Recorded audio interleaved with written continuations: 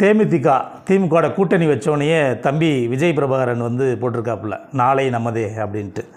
ஏன்னா நம்ம தான் வெளில போகிறோம்ன்றது அவங்களுக்கே தெரியும். ஏன்னா அவங்க தொண்டர்கள்கிட்ட அங்கே இங்கே கருத்து கேட்டு என்ன யாரோட கூட்டணி வைக்கலாம்னு நினைக்கும் போது எல்லாருமே ஜெயிக்கிற கூட்டணின்றது திமுக கூட்டணி தான்.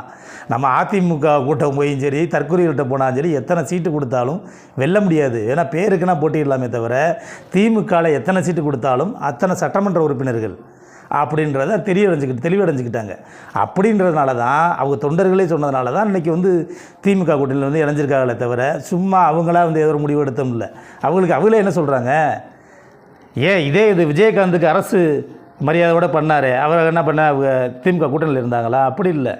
மக்களுக்கு யார் வேணால் அவர் தெரியும். இன்றைக்கி எண்ணற்ற நடிகர்கள் இருந்தாலும் கூட விஜயகாந்த் நடிகர் இதில் என்னென்ன பண்ணியிருக்காரு, நடிகர் சங்கத்துக்கு என்னென்ன பண்ணியிருக்காரு, அவங்க தொண்டர்களுக்கு ரசிகர்களுக்கு என்ன பண்ணியிருக்காரு அப்படின்றது எல்லாமே தெரியும். தனிப்பட்ட மனிதனை விஜயகாந்தை யாருமே விமர்சனம் பண்ண முடியாது. அப்படின்றனால தான் அவர் இறந்தவனையே நாளும் போய் முதலமைச்சரும் துணை முதலமைச்சரும் நின்றாங்க, மறுநாளுமே நின்றாங்க. ஏன்னா அவங்க நம்ம கூட்டணியில் இருக்காங்களா? அப்படிலாம் இல்லை. ஒரு நல்ல மனிதர் இறந்துட்டார், போய் நிற்கணும் அவங்களன்னு சொல்லி அனைத்துலையும் ஒத்துழைப்பு கொடுத்தாங்க.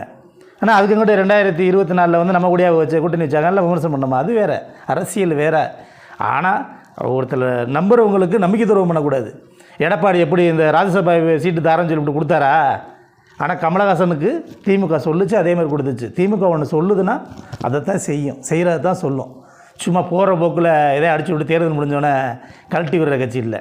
எந்த கட்சியும் ஒழிச்சிடக்கூடாது. எங்களை பொறுத்தவரை சங்கி கூட்டங்கள் இங்கே வரக்கூடாது, சங்கி கூட்டங்கள் தமிழ்நாட்டுக்குள்ள நுழையக்கூடாது. அதுக்கு தான் எங்களோட நோக்கம். எங்களுக்கு அதிமுகவே அழியணுன்றது எங்களோட நோக்கம் இல்லை. நீங்களாக அழிஞ்சிக்கிறீங்க, சங்கி கூட்டங்களோட சேர்ந்து நீங்களாக அழிஞ்சிக்கிறது தான் எங்களுக்கு இதாக தவிர எங்களை பொறுத்தவரை எதிர்கட்சியும் நல்லா தான் இருக்குன்னு நினைப்போம். ஆனால் எதிர்கட்சிகள் இன்றைக்கி தற்கூரிகளாக அடிமைகளாக இருக்கிறது தான் எங்களால் தாங்கிக்கிற முடியலை.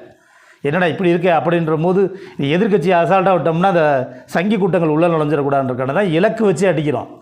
வெல்லுவோம். 234 தொகுதியிலையும் முத்துவேலு கருணாநிதி ஸ்டாலின் நிற்கிறதா நினச்சி கடுமையாக உழைப்பை கொடுத்து 234 தொகுதியில் எங்களுக்கு வெல்றதுக்கு உள்ள முயற்சியில் எடுப்போம். அதனால தான் அவங்களுக்கு 5000 ஓட்டு இருக்கா, 10,000 ஓட்டு இருக்கா, 1000 ஓட்டு இருக்கான்னு இல்லை. எந்த கட்சியும் விட்டுறக்கூடாது, எல்லாத்தையும் அரவணைச்சு கொண்டு போகணும். எங்களை பொறுத்தவரை தமிழ்நாடு நல்லா இருக்கணும், தமிழக மக்கள் நல்லா இருக்கணும், சங்கி கூட்டங்களை கதற விடணும். அதுதான் எங்களுடைய இலக்கு.